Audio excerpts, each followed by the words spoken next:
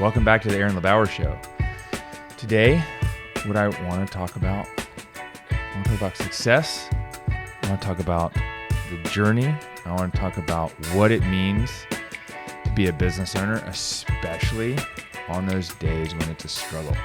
So, if you don't know me, my name is Dr. LeBauer. I'm a physical therapist. I live in Greensboro, North Carolina. I've been in business since 1999, so 25 years, which is pretty darn crazy to think. I just realized it recently. Always been talking about how long I've been in business as a PT, but I forgot there was 10 years owning my own business as a massage therapist before. Let's see. So I was a massage therapist first. I went to PT school because patients kept saying, "Aaron, you touched me exactly where I hurt. No one's ever touched me there before. No one's helped me. I've been to see the doctors, the chiropractors, the acupuncturists, the massage therapists, PTs. I've been to see everyone, and you're the first person to actually help me. And all I'm doing is touching them where they hurt, like trapezius, piriformis, glute medius, psoas, SCM, temporal. I mean, all these easy muscles to touch, QL. But I wasn't able to help them answer the question, when will this finally go away? When will I actually be better? When can I get back to my activities, etc.? And so I decided to become a doctor of physical therapy. I went to PT school and saw 43 patients one day. And that was the day I decided I had to open my own practice and do it without relying on insurance, because the reason I was seeing 43 patients is because we're not getting paid to actually find the root cause of the problem. We're just getting paid to treat a knee problem. Even if the knee problem is originating from a big toe problem, we don't get paid for treating the big toe. So screw that. Other thing is interesting is I'm a massage therapist. Went to massage school. I learned how to touch all the muscles, learn the origins and insertions, help people. I get to PT school and we have this book on manual muscle testing by, I think it was Helen Hislop. And it says in there, I know I have the picture somewhere, but it's 15 years ago. It says the QL, the quadratus lumborum, cannot be palpated. And I'm just like, what? I'm like, what are you talking about? Like, when people come to me with back pain, that's the muscle. And maybe you can argue with me, but I want to tell you this, like, if I can't palpate that, then I can't palpate any muscle because I'm touching the skin. But if I can put my fingers on it and ask you to contract it, and I can feel it, like I can palpate that thing. And I can touch it with my fingers. I can touch it with my elbow, knuckles. I can help it. And so, it's like, to me, it's that way of thinking and teaching, where it's like, you can't do, it's impossible to. Like, maybe there's some facts out there. It's like, it's impossible for Aaron to go to the center of the earth. I don't know, probably. But is it impossible to touch somewhere they hurt? One where they hurt? No. Is it impossible to touch the quadratus lumborum? Absolutely not. I will argue that all day long. You tell me it's impossible, I'll put you on my table and I'll touch you there and you'll feel it. You'll be like, ooh, there we go. Right? So there's something that is going on that most people aren't willing to give other people credit for. And it's this narrow-minded way of thinking that is really impacting a lot of people, and like especially new grads, PTs, people that have been out for 15 years, 20, and giving us this like narrow view of what's possible for us. Hopefully, one of the things you've learned from listening to this podcast is there's a lot of possibilities for you. It's really about you choosing what you want. And today, what I just want to share some thoughts about like the journey, the destination, what's possible. Because I think what I'm starting to learn is that people give up on their dreams when it gets hard, when their dreams aren't big enough or meaningful enough, or what they're focused on really is a quick win and the destination. What's promised. What's the good saying? It's like what's promised isn't, like what we're going to get today, and what you want isn't really what you're going to get. And if you hit your goals, you haven't set big enough goals, or you haven't reset them often enough. Like, for instance, when I was racing bicycles, my first goal was, how do I get to category 2 and then category 1? And I really always had this goal to get to pro, but I never thought I'd actually get to category 2 or 1. And then I was like, okay, let me see if I can upgrade help my friends upgrade to category 1 so we can all go race together in like, the national championships and things like that. But I didn't reset my own goal to get on a pro team. And because if I did, I would have acted differently. But to me, it's about the journey and not the destination, right? Because we make it too much about the destination. If we don't get there as fast as we think someone else has gotten there, we're disappointed. And if we never get there, we're disappointed. And if we blow right past it, we're disappointed. Business should be about the journey. Going into business for yourself should be because you love the process, not because you're in love with the result. Even racing bicycles, it should be about, I love racing bicycles, not I want to win or I want to get this certain category. I want to get this certain certification. And that's what I've turned kettlebells into. Bike racing is hard for me now, going on rides. 1, it's time intensive, and 2, I've done so much training for one specific goal. It's hard for me to get out there and enjoy it unless I'm with a friend. It really is. It's hard. It's I didn't ruin it, but I spent so much time doing it for a specific purpose and running myself into the red line, for specific purposes. It's hard. I mean, I will not ride a bike indoors. Well, let me tell you about kettlebells. My goal with kettlebells is to be able to cut my own toenails when I'm 95. That's why I do yoga and why I do kettlebells. And that's why I started yoga. And I realized I'm not building as much strength in yoga and I would hit a plateau. But with kettlebells, I can get that same full body movement, mobility, stability. I even feel stronger in yoga because I do kettlebells. I get more out of kettlebells than weight training and CrossFit. And half the time I go to CrossFit, I'm using kettlebells anyways. But for me, it's about the journey. So I set this goal by the time I was 50 to be Strong First certified. But it was never about the certification, always about what does it mean that I'm going to have to do every day to get there? Really? So it's about the daily thing. And so one of the reasons I want to share some thoughts with you is because the last week has been a tough week for me, business, life, family, family's thrown in there, but it's been a hard week for business, and I've had some success this week in business, which is the funny thing. And I think I'm getting to this point where, I have some successes and it doesn't feel like this major success because over the last few years, what I've realized is as soon as I have these big, massive win, there's a big, massive loss. But if I don't have a big, massive win, I'm not going to have a big, massive loss. The loss is going to open a new door. And so that's why I say you have to be in love with the process. You have to be in love with the journey. It's all about the journey. It's hey, let's, I don't want to just hop on a boat and sail around the world and not have an end goal. But what's the end goal? The end goal should be to enjoy life, enjoy my time here, enjoy the people I'm with, and enjoy the problem solving. So the place where a lot of people get stuck, and I see a lot of people lose sight, is in starting a business and underestimating how much effort and time it's going to take to get the result. Is $20,000 enough to start up? Yeah. I mean, look, you can go to the Cash PT Blueprint. You can go to my website. You can go earlier in this podcast and see how, I started a business with a couple $1,000s, and then you generate revenue and you reinvest your money in. So what have I invested actually in my business over the years? Hundreds of thousands of dollars. But to get started, you don't need a lot. So you don't need to go get a $100,000 loan. Why am I going there?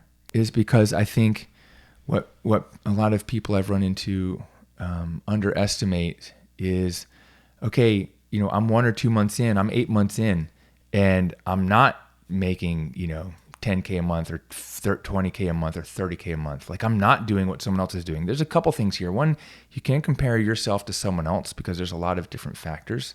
Just like with pain, back pain, there's a lot of factors. And 2, you have to understand, business is a long game. And getting into business, especially a cash practice where there's not a lot of risk involved, because you can, worst case scenario, you just go back and get a job somewhere. But it's underestimating the fact that, there's a lot of work you're going to have to put into it. And if you don't like the work and you're allergic to hard work and you're allergic to social media and allergic to learning new skills and learning new things and not feeling like the smartest person in the room, man, business probably isn't for you, because you got to become an expert at business. And in order to become an expert at business, you got to study business, you got to struggle, you got to fail. And the struggles are part of this. And so that's why I wanted to get on here and share, is just like the struggle is part of the process, and you have to actually embrace the struggle. So I was talking about this with one of our Platinum Mastermind members yesterday, Zach Atwood. He's the football doc on Instagram. And Zach started his business almost exactly a year ago. And he got into a Cash PT blueprint. He got into the course, and then he did an implementation call with me. And then from there, we chatted about what his goals were and everything. And he wants to own a business that has multiple locations in the Detroit metro area, serving, athletes, but specifically soccer players. And we talked about that, and I was like, when do you want this result by? I was like, great. I'm like, well, I can actually do this. I can help you with this because I've done this with other people. Do you want help? And I said, hey, if you just enrolled in the blueprint and the implementation call, we'll get you in our Platinum Mastermind. First month's already covered because of that investment.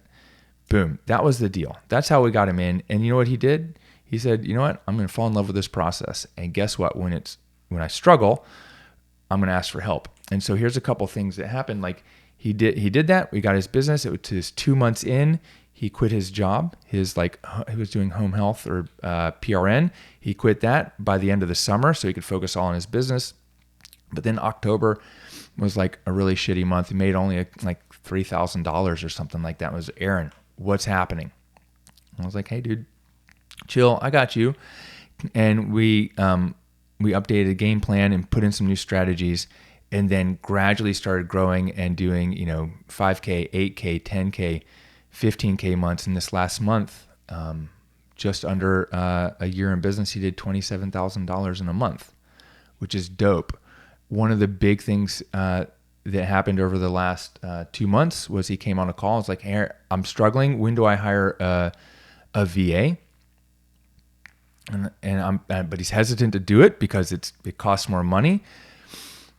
And I was like, we got on our power call that we do twice a month, and we chatted through it. And I was like, this is what you need to do it. And he's like, now I'm putting out 10 times as much content. I've 10x my business, and I've got an extra 15 hours a week not using the VA. So now he's treating 20, 25 patients a week and looking to open the second location and expand and start hiring. But all that came but there are these ups and downs. And he even knows, when we chatted, was like, hey, I know next month may not be the same, because how I got to 27 was selling lots of paid in full packages. And I was like, well, what was the difference? And he was just like, this confidence of coming on into the sale and like having indifference about whether the person enrolls with me or not. And how do we get there? Because you start stacking wins. You stack wins and you can build confidence. And it's like, hey, if you work with me or not, like, it doesn't matter, but I know I can help. And so part of that is just seeing that, well, yeah, dude, he just did 6K in his 6 figures in his first year, which is amazing. It took me 5 years in PT, but 15 years total to hit 15K in a month, because I didn't have a coach working with me and giving me these like plug and play systems and proven process. I didn't have Aaron helping Aaron. And so, but at the same time, this has been a ride. And so, and it's just, some days are good, some days are shit. But when you get to those days, it feels like shit. What you do is you just take one more step. You do one more workout. You just do one more thing. Even if you don't think it's the right thing, you just take one more step and take action. And if in doubt, go for a walk. If in doubt, lift some heavy shit, swing some kettlebells. Even if you've never swung a kettlebell, go watch a Pavel Tulin video on YouTube about swinging kettlebells and swing them. Just do it. Just take that one, send that one next email or text message to people and do one more new thing, because that'll keep you moving forward. Because one of my mentors, Craig Ballantyne, says, action beats anxiety and success loves speed. So the faster you can make a decision and the faster you can take action, the less you're going to worry. So that's what I'm saying is, The process is putting in work, seeing success, analyzing what you did, feeling like shit, and going, how do I not feel like shit today because things aren't working? And you ask for help or do the next thing that you know. And you keep going. And at a certain point, so you have to just get to this knowing that some days are going to be hard, some days are going to be easy, some days are going to feel like gold, and some days are going to feel like, I don't know, brown poo. And at a certain point, you're going to just realize that there's a wave. It's like sitting in the ocean. If you've ever surfed, you just got to sit there and wait. You got to wait for the right set. You got to wait for the right wave. And sometimes the right wave comes and there's some local bros who are going to get that wave before you. And that's fine. You just got to wait for the next one. You don't need the biggest wave. You just need a wave to ride. But if you try to force it, you're not going to catch the wave either. And this is what I chatted about with my cousin Scott, who's one of the only other people in my family who's an entrepreneur. Now my younger brother Matt, but this was 12, 15 years ago when I started my clinic. I started my clinic in Greensboro in 2009. So the recession, it was kind of like the bottom of the recession when Obama was president. And I just remember thinking like, oh, man, this is wrong time to, it would only be good if I hadn't started during a recession. And I remember talking to him, and he sells life insurance and I think annuities and some investments and things like that. And, he's like, he had done it in California, in Colorado, North Carolina, had moved a couple different places for family and where he wanted to live. And, so he would have to almost restart accounts. Even though he gets a residual, you lose your word of mouth, you lose your momentum. And he's like, Aaron, you just have to learn to ride the wave. It was one of the best pieces of advice that I got early on in business was ride the wave. Sometimes it's up, sometimes it's down, but there's another wave coming. But if you're in it for the short game, you're going to think that was the only wave, right? You're going to think that was it. There's no more waves coming. But there is another wave coming. There's another one, just like in the stock market. There's another wave coming. It might go down, but overall it's trended up for the last 7 years. I think 70, 100. So I think that's the thing, is that you have to just feel like, whether I get out in the ocean and catch a wave in or not, look, I spent an hour in the ocean. And that's kind of like what it was when I was in Hawaii. I just got to go out in the ocean and float on a board. And I got a couple rides in, like 3 rides the first day in an hour and 2 rides the second time in an hour. I got some nice rides. I also had some Aussie lady try to bite my head off, not the shark, but the Aussie lady, because apparently I got in on her wave and whatever. I think so. Here's what business is about. If you love problem solving, you're going to love business. You can get a job problem solving, but you're solving your problems. You're solving other people's problems. We're always looking for something to do, but also don't let it try to make you solve problems that don't need to be solved, right? You like the struggle. Like part of this is like, if I didn't have the pressure to perform or get something done on a deadline, I don't perform really well. Like I do things, people with ADHD, like we thrive on thrill, excitement, and really deadlines. Like I have a deadline, and it's not a self-inflicted deadline. It's someone else's deadline. Like I got to show up and do it and get it done. Right. And then it's the success along the way, and you have to celebrate the success along the way. But if you let your guard down celebrating the success, there's peaks and valleys. And I've had this happen over the last 4 years where there's these big peaks, these big valleys. And what I've learned again is it's not just about the peak and the valley, it's the middle. But if we do not take the opportunity in the struggle to learn, and we will never grow. And the people that are willing to walk through the tough stuff, the tough times, to sit there and do the work you don't want to do, to take it, like basically get punched in the face and keep standing. Everyone else is going to quit, and you're going to come out on the other end. It's like, if we want to keep it in the ocean surfing, you got to get pounded by the ocean a few times before you get out, especially if you're surfing Ocean Beach in San Francisco. You got to get pounded by the wave when you fall. You got to hold your breath And when you come up for air, you got to breathe. And then if you struggle against the wave, you're going to use more energy. You just have to let it take you and bring you back to the surface. And then there's the process of, okay, I've got this formula. And if I make it too complicated, I'm going to make it too hard. I was just reminding one of my friends today that simple scales. We just have to keep it simple. And if you're always trying to create new things, great, you're complicating things.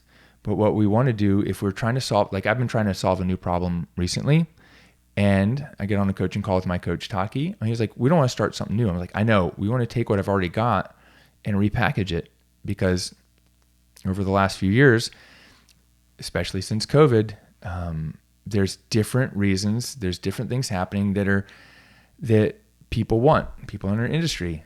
Or it's not just that you don't want to start a new business. It's like why people want to start a new business. What are those new opportunities? What are the new objections with the economy and inflation? Things have like shifted, objections have shifted, and it's my job to stay on top and stay ahead of those, but also take it and go, God, this person was perfect for my program, but why did they say no? There was something missing or some information I didn't have. And I don't want to change things for outliers, but when I start seeing patterns, we need to adjust. And that's part of it. It's like, it feels like a struggle, but if you're taking that as an opportunity to learn, that's when on the other end, you grow and you grow big. And man, there's some days where I just say to myself, this wasn't the problem I wanted to solve this weekend or today. You know what? And that's life. And that's the deal, is that you just have to keep doing it. So what we need to do to be successful is commit to going all in. And you commit to this goal. But if you don't hit the goal, that doesn't mean you're not successful. The goal is just a direction to aim in. What makes you successful is, do you love doing the work? People ask me, what do you like to do for fun? I'm like, work? Work with my clients? Like, if you have a job, not many people are going to say that, but man, I actually like working. I like making this podcast. I like getting on calls with my coaching clients. I like creating success for other people. I like creating products and courses and workshops. Like, I love it. I actually do. You know, as much as I love working out, which isn't really like a pastime to me. It's like I have to do it. Some days I don't like working out. I would rather work on my work, you know, but that's the thing is like, if I don't hit my $1 million goal, I don't get the Porsche, you know, 67 911 Targa, you know, if I don't get those things, that doesn't mean I'm not a success. It means that, you know, I'm just not to that point yet, or I can't justify doing that yet, or I don't have the income stream to get the thing that I want. But it's not about the things. The things are rewards for doing the work along the way. Maybe I'm repeating myself, but I feel like, you know, it's helpful because I've seen a lot and I've felt a lot myself. And I'm also reminding myself about why I'm doing this is because it is, you know, the weeks where it's hard, it's supposed to be hard. It's hard for a reason. It's hard because it makes you better. Diamonds are built under pressure, right? And economic downturns are the biggest opportunities for growth and change for yourself, personally, professionally, and in your business. When everyone else is retreating, this is when you attack. This is when you plan and strategize and create new things, create new opportunities for yourself, for other people. If you can help people create a big change and solve a big problem, you're going to win, right? The struggle is the opportunity to grow into the next phase of your business or to quit and let other people win, right? There's always going to be another problem to solve. I tell people all the time, it's not my job to solve your problems. It's my job to give you bigger, better money-making problems. Like problems like, where do I invest my money? What's the, you know, I've maxed out my IRA and my, I've got a lot in, you know, I've got everything I need saved for my kids to go to college. What's the next investment opportunity for me? Is it, you know, do I put money into, you know, crypto? I've put a lot in there. I want to get into real estate. Aaron, how do I generate another stream of income so I can pay for the Porsche. Like those are good problems. Should I build an online program, a brand new course, or should I build a hybrid program? Should I do extra? I mean, which great candidate do I hire? These are good problems. Okay, the next good problem is going to be I have to fire someone. Like that's you know what? Firing someone sucks. I've got a couple episodes on that, but it gives you an opportunity to bring someone else in to do a better job. And this is the last thing I'm going to say for this episode. Or not the last, maybe not, I'm going to lie. But the last big point is that the people who are with you now in your life and in your business are not going to be the people that are going to be with you in 5-10 years, or not all of them. Not everyone purpose in your team is meant to take you all the way to the finish line. Their purpose is to take you to the next struggle, and then they're going to get off the bus, or maybe you have to get them off the bus. And then that's going to give you an opportunity to bring someone else in to help you grow even more. I've experienced this many times over the last few years where I expected to just fill a seat and them to stay there. But your job is to recognize that ahead of time, listen to your gut, listen to your instincts, and know when's the right time to move, right? Know when's the right time to make that next decision. And not everyone's going to be happy with it. But as long as you know it's fulfilling your purpose and moving you closer towards your goals and helping your clients and patients, then it's the right decision, no matter how much it sucks, because the suck is part of the process. So go out there, embrace the suck. I'm not the one that made that up. Go out and embrace it. That's the thing, is the process. Fall in love with the process. If you're not in love with the process, go find another process to fall in love with. And go shoot for your goals, shoot for the moon, and go help a ton of people. Because really, at the end of the day, we all know if we were in it for the money, we'd be in finance or real estate. But if you're here to help patients, you're here to help others in a truly meaningful, impactful way, it takes work. It doesn't have to be hustle, grind, 80 hours a week, but it takes work. You got to go through the shit. You got to struggle through the problems. You have to solve things, solve problems. And even at some point, you might make up problems and just realize you just made up a problem. You don't need to solve that one. But the things take time. Success is a journey, and I wish you all the luck, and love to see you on the journey and see you on the next show, or the next time we have an opportunity to meet in person. I think it'd be amazing. Shoot me a message on Instagram at Aaron LeBauer. Would love to hear what was helpful for you about this, or any other topics, things you'd like to hear about on the podcast or on the show. Like I've said before, I'm not expecting you to message me, but if you do, that'd be awesome. Just so you know, I've got a book. It's free. It's called the Cash PT Blueprint Book. If you DM me the word book over on Instagram, I'll send you a link to get it for free. You just cover shipping and handling. And then the book goes through how I built our physical therapy cash practice from scratch, how others have done it, how you can do it too. It's got checklists, scripts, call scripts, and all kinds of really helpful information in there. It's basically the how-to manual on how to start a practice. So if you want to grab that, DM me the word book over on Instagram. I'll send you a link. I'll see you on the next show. Peace out.